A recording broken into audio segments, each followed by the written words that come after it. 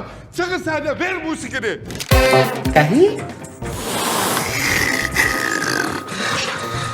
Bananlar mı yiyeceğim? Yedim.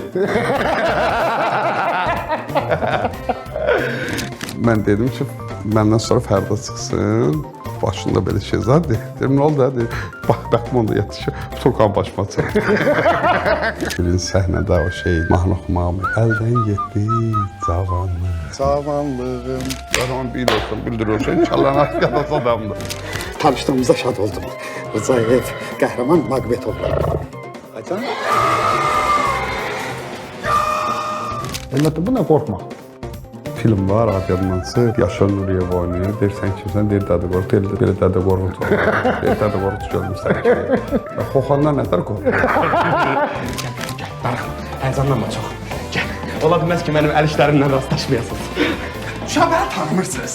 Müşahibəni tanısaydın ne olardı? Döyüşlə yaxın getməyəcək.